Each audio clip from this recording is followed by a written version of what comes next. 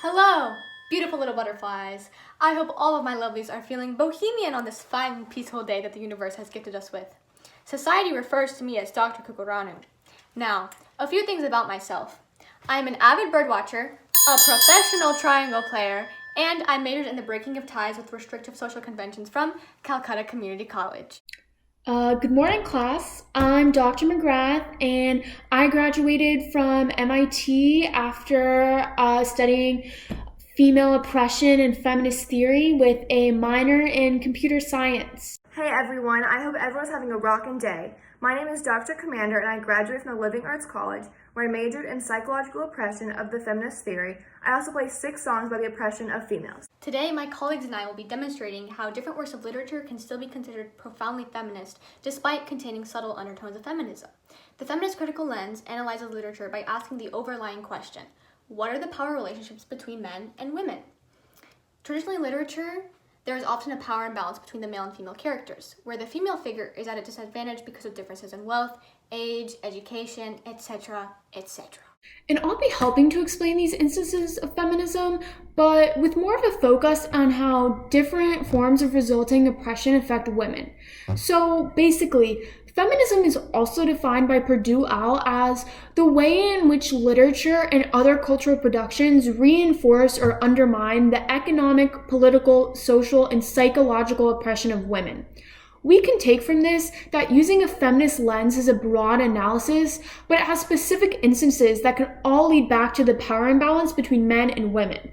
Lastly, I will be unpacking the psychological oppression of feminism. Purdue Owl describes feminism by saying, in every domain where patriarchy reigns, woman is other. She is marginalized, defined only by her differences from male norms and values. In a patriarchal society, women are always the lesser version of males in comparison to them, and that is why they are constantly being oppressed.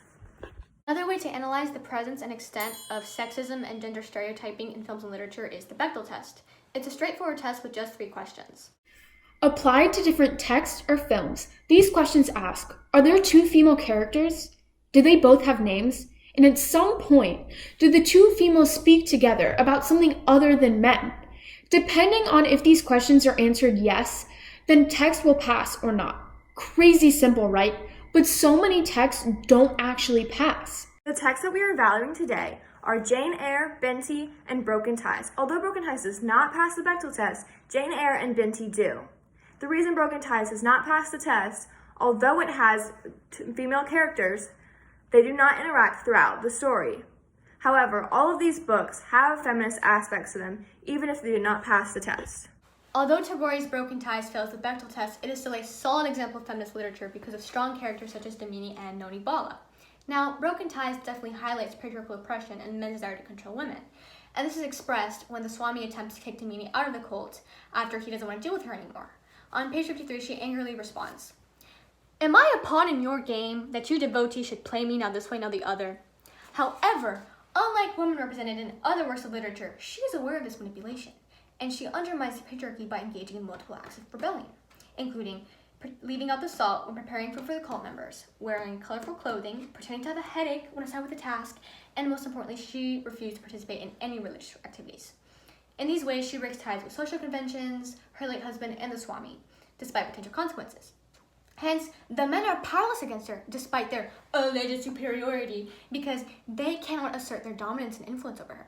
In fact, she not only undermines but reverses the power dynamic by beginning to assert her dominance and influence over all 3 men, Srivilas, Satish, and the Swami.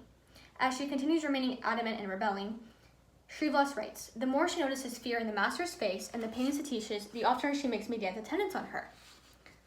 Frequently compared to lightning, she cannot be tamed, and the Swami cannot control her. She is unpredictable, explosive, and a liability.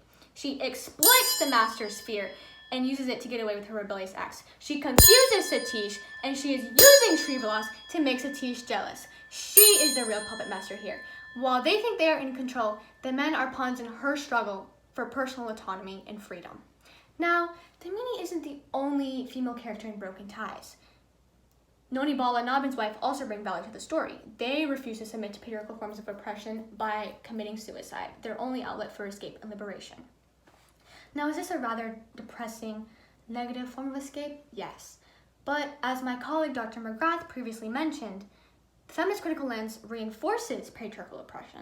So even if they aren't actively undermining the patriarchy, they are exposing the intensity of its oppression. Noni Bala refuses to marry a man who does not love her, despite Jagamohan's pleas, and dies at their inconvenience and prevents them from attaining power over her by dictating her future. Nabin's wife also frees herself from a loveless marriage by convincing her husband to seduce and marry her younger sister, and then by poisoning herself, she poisons their relationship forever because their matrimony will serve as the reminder and cause of her death. Additionally, a quote from Parander's wife, a minor character, also demonstrates undertones of feminism. She criticizes Parander after learning of his intention to commit suicide after the announcement of Noni Bala's betrothal to Satish. And she says, "This would solve a difficult problem if only he would have the courage to do it.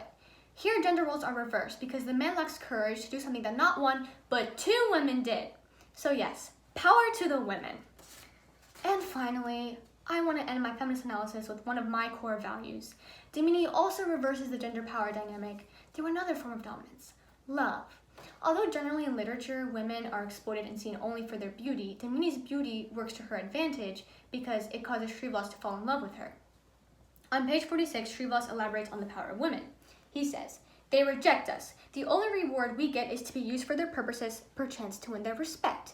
So, even if they're more educated, more knowledgeable, wealthier, whatever, men must succumb to the needs of the heart. And this gives Damini an overwhelming amount of power over Shrivas and women power over men in general because we retain the power of rejection. In fact, the entire story revolves around Damini. Without her, Shrivas would never have sold even a copy of his narrative. It would have been so boring and pointless." On page 65, he beautifully writes, "Had I known Damini only as mistress of my house, much of this would never have been written. It is because I knew her in a greater, truer relation that I have no hesitation in putting down the whole truth, recking nothing of what others might say. Love is the ultimate form of power.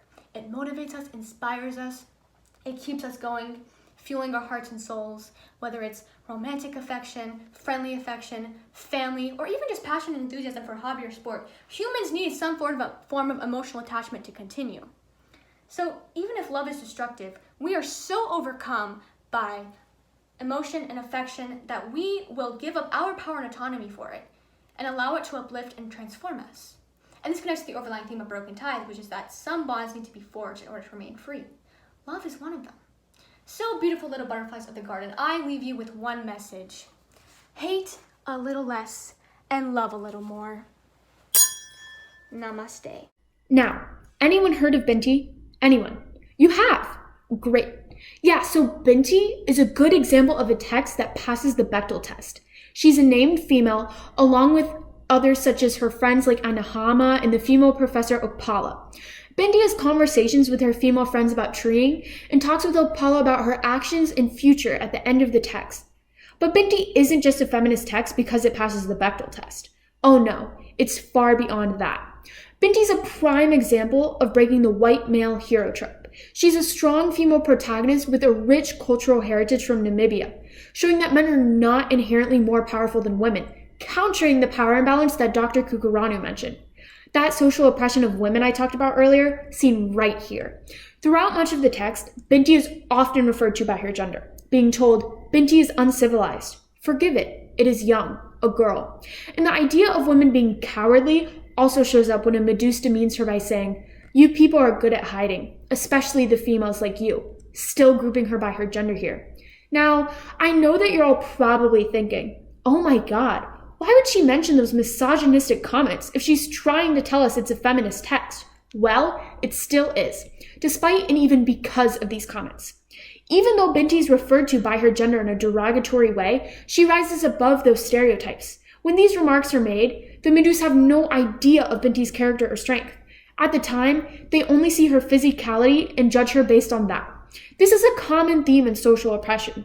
Women are grouped as a whole, and their individuality is taken away by society. However, just 10 pages later, the Meduse undergo a mental shift and now seem to recognize Binti as an individual. When exiting the Meduse ship at Umzayuni, the chief says to her more softly than before, Look strong, girl. This new acknowledgement of Binti's gender takes a different meaning. Instead of using it disparagingly, girl here recognizes the strength that Binti has while addressing her inherent femininity. Additionally, the former power that using the term girl gave the Meduse is now gone. The power imbalance between them and Binti is lessened as she becomes the voice for the Meduse. They rely on her to negotiate for them, and that gives her power. Those comments aimed at her show readers that women are so much more than what they are stereotyped as. Binti's ability to keep her culture, personality, and individualism throughout her journey shows that women are just as strong as anyone, and gender can be a source of pride. Another main feminist point is that Binti argues against this stereotype that women are inherently less smart than men. Her intelligence is found to be a source of pride and tells female readers that they should embrace their smarts. On her way to the university, it is proven that Binti is smarter than a male security guard. But he didn't want to show that I, a poor Himba girl, was more educated than he. Not only is the mentioned power imbalance disproven here, it is reversed. Because in this instance, Binti demonstrates intellectual female superiority over men. After reaching Umza Uni, Binti once again proves her intellect, outsmarting her professors with the Adon. According to Akpala, what you did is impossible. Even the supposed smartest people in the universe do not know the limits to Binti's intellect. This once again proves that Binti and the women she represents can be equal and even superior to men. But it is the words of an earlier scene that encapsulate Binti's influence. When she was first leaving Earth, a travel security officer tells her, "You are the pride of your people, child." Binti evolves into the pride of the Himba, the pride of the Kush, the Meduse, the whole world. She's a figure for all, a lowly young girl who now sits atop the universe. Binti has broken the limitations of society's expectations, female stupidity, female weakness, lack of female individualism and power. Feminism rages, right?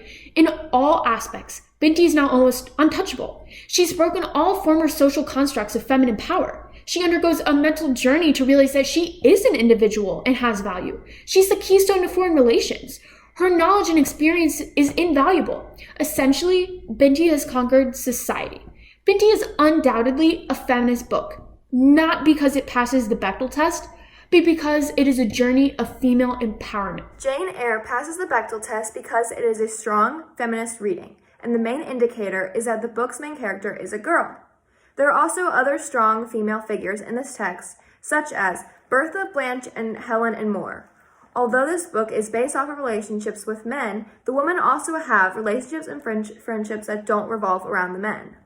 Jane, the main character, proves to society that women can conquer the negative psychological effects that a male-dominated society has on them. First, Jane does not let the standards of every woman having a perfect family get in her way because she creates her own families at the places that she travels to. At Lowood, she meets a girl named Helen Burns. Although Jane, being left by her family, left a strong psychological pain in her, she releases some of the pain by telling Helen her life story.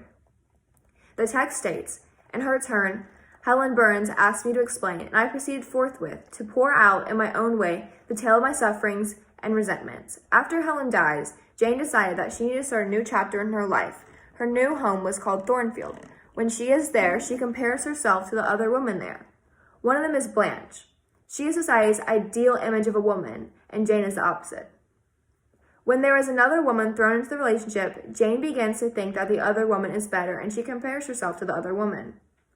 She makes a painting of the beautiful and colorful Blanche Ingram, and then when she makes her own, she describes it as a portrait of a governess, disconnected, poor, and plain. This puts even more psychological weight on Jane because she begins to question her beauty and worth. Her last psychological pain that is put on her is St. John. He believes he is a superior figure in the relationship, so he starts to control her life. Jane proclaims that he acquired a certain influence over me that took away my liberty of mind. She also states that she could no longer talk or laugh freely when he was by, because tiresomely importunate instinct reminded me vivacity, at least in me, was distasteful to him. Since he established this power over her, she is being oppressed from being her true self around him. She also refers to him as Rochester and Rochester as a master. which shows the power imbalance that Dr. Kukurani was talking about between female and male. He also tells her, I want you to give up German and learn Hindustani. Her life becomes no longer controlled by her, and the final straw is when Sinjin tells her, we must be married. I repeat it. There is no other way, and undoubtedly enough of love would follow upon marriage to render the union right even in your eyes. If she does this, then she will become fully oppressed by him and no longer have freedom. He thinks that he holds so much power over her because she is being burdened with all of the psychological trauma. Lastly, she heard a voice, and it was the voice of a human being, a known, loved, well-remembered voice. That of Edward Fairfax Rochester. Even though she was oppressed by all these men, she realized that she loved Rochester and that they were now equals, so she goes back to find him. Overall, Jane overcomes many tragic experiences which make her discover herself and find out what she wants in life. And she does all this without the help or controlling of men by her side.